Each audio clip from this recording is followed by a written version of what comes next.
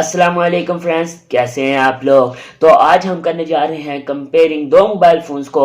देखेंगे इन दोनों में से कौन सा बेटर है और आपको कौन सी वैल्यू फॉर मनी है, यानी आपको कौन सा मोबाइल फ़ोन इन दोनों में से ख़रीदना चाहिए। अगर आपकी रेंज भी 40,000 तक है और आप भी इन दोनों मोबाइल में से कंफ्यूज हैं कि कौन सा ख़रीदें, तो इस वीडियो में हम आपको दोनों की स्पेसिफिकेशन कंपेयर करके बताएंगे। फिर आपको ये लेने में आसानी हो जाएगी कि हमें कौन सा मोबाइल फ़ोन ख़रीदना चाहिए।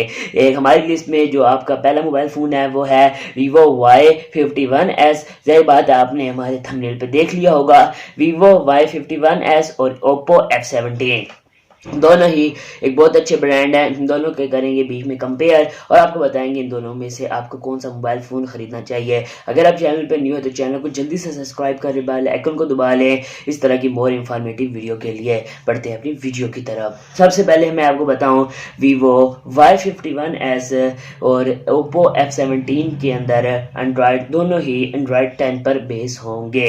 इसके बाद UI देखा जाए तो जो Vivo का मॉडल है, Vivo के अंदर ये फन टच 11 और Oppo के अंदर कलर OS 7.2 के साथ आता है।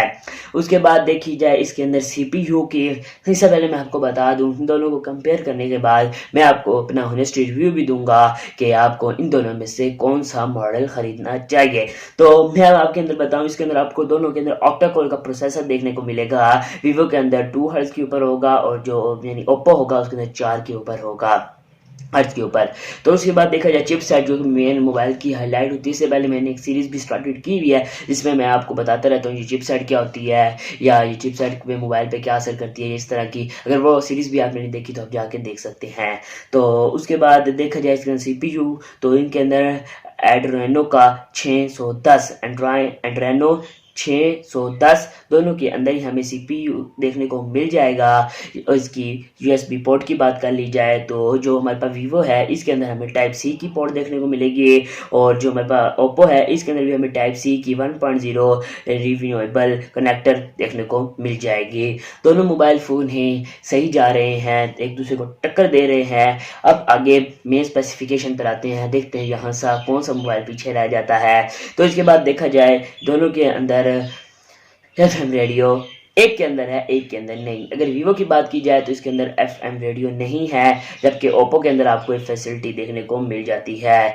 और जो कि मेन इन दोनों में अगर डिफरेंट कहा जाए तो ये आ रहा है कि जो Vivo है ये IPS पैनल के साथ आता है और Oppo सुपर एमोलेड डिस्प्ले आपको प्रोवाइड करता है। यहाँ Vivo थोड़ा पीछे रह गया। Vivo भी अगर यहाँ पे सुपर एमोलेड दे देता तो बेहतर था, चलो यहाँ सुपर नहीं तो OLED भी दे देता तो बेस्ट था, बट उन्होंने यहाँ पे IPS दिया। उसके बाद देखी जाए स्क्रीन की तो जो Vivo है वो 6.6 इंचेस पे है उसकी डिस्प्ले और जो कि Oppo है वो 6.44 इंचेस की डिस्प्ले है। उसके बाद देखा जाए इसके अंदर रेजोल्यूशन की तो दोनों ही 1080p की रेजोल्यूशन के साथ आती हैं, बट फर्क यहाँ पर आता है कि जो Vivo है 401 ppi पे बेस है और जबकि जो मतलब Oppo है 409 ppi पे बेस करती है। इंटरनल स्टोरेज जो रैम की बात कर ली जाए तो दोनों ही बराबर हैं, इन दोनों में ही 8GB रैम 128GB स्टोरेज आपको देखने को मिल जाएगी। हाँ, एक और हाईलाइट यानी कि फ़र्क आ रहा है इन दोनों में वो ये है कि जो Vivo है ये 5000 एम्पियर की फास्ट बैटरी के साथ आता है, यानी इसके अंदर 5000 एम्पियर की बैटरी है और 18 वाट के फास्ट चार्जर प्रोवाइड करता है। जबकि Oppo आपको 4000 एम्पियर की बैटरी देता है और यहाँ पे आपको 30 वाट का फास्ट चार्जर देखने को मिल जाता है। बात कर ली जाए यानी कि कितनी देर में चार्ज हो जाता है, Oppo का मोबाइल अगर 30 वाट की चार्जिंग है तो हम एक्सपर्टली बताऊं तो जो 50% है वो आधे घंटे के अंदर चार्ज हो जाएगा और जबकि 100% है वो आपको 50 से 55 के अराउंड इसी के दरमियान के अंदर ही आपकी चार्जिंग मुकम्मल हो जाएगी। बात की जाए कैमरा स्पेसिफिकेशन की तो बैक पर आपको Vivo के अंदर ट्रिपल कैमरा सिस्टम देखने को मिल जाएगा, जबकि आपको Oppo के अंदर क्वाड कैमरा देखने को मिल जाएगा।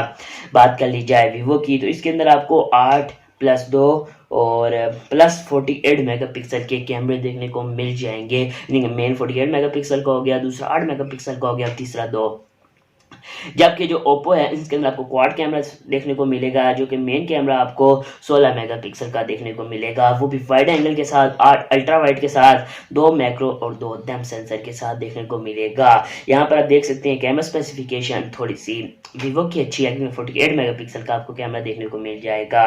बात की जाए फ्रंट पे तो दोनों को ही 16 मेगापिक्सल का कैमरा देखने को मिलता है और वाइड एंगल थोड़ा सा आपको ओप्पो के अंदर देखने को मिल जाएगा। बात क्या की जाए दोनों के अंदर रिकॉर्डिंग की, तो दोनों ही मोबाइल फ़ोन 1080p की रिकॉर्डिंग कर सकेंगे और 4K तक की रिकॉर्डिंग मुमकिन होगी दोनों ही मोबाइल फ़ोन के अंदर HDR के साथ रिकॉर्डिंग कर सकेंगे। अब बात की जाए होनेस्टी रिव्यू की कि आपको कौन सा मोबाइल फ़ोन ख़रीदना चाहिए, तो मेरे ख्याल से अगर आप एक मोबाइल फ़ोन सिर्फ बैटरी के लिहाज से, प्रोसेसर के लिहाज से और एक ब्रांडिंग के लिहाज से ख़रीदना चाहते हैं तो ओप्पो बेस्ट है। अगर आप कैमरा स्पेसिफिकेशन की तरफ से लेना चाहते हैं, आपको कैमरा अच्छा चाहिए, चिपसेट अच्छी चाहिए और बैटरी भी बहुत अच्छी चाहिए, तो आप वीवो की तरफ मूव कर सकते हैं। तो बड़ा आप इन दोनों में से कौन सा खरीदना चाहेंगे, दोनों स्पेसिफिकेशन मैंने आपको बता दी। अपनी राय का भी इजहार ज़रूर कमेंट सेक्शन में कीजिएगा। अगर आप अभी तक वीडियो देख रहे हैं, एक्चुअली आपको वीडियो बहुत पसंद आई होगी, तो वीडियो को लाइक किए बगैर अब न जाइएगा और चैनल पर भी नहीं है तो चैनल को जल्दी सब्सक्राइब कर लें, बेल आइकन को दबा लें इस तरह की मोर इन्फॉर्मेटिव वीडियो के लिए, और हमारे चैनल पर विजिट कर सकते हैं। अभी मुझे इजाज़त दें, दुआ में याद रखना। अल्लाह हाफिज़। पाकिस्तान।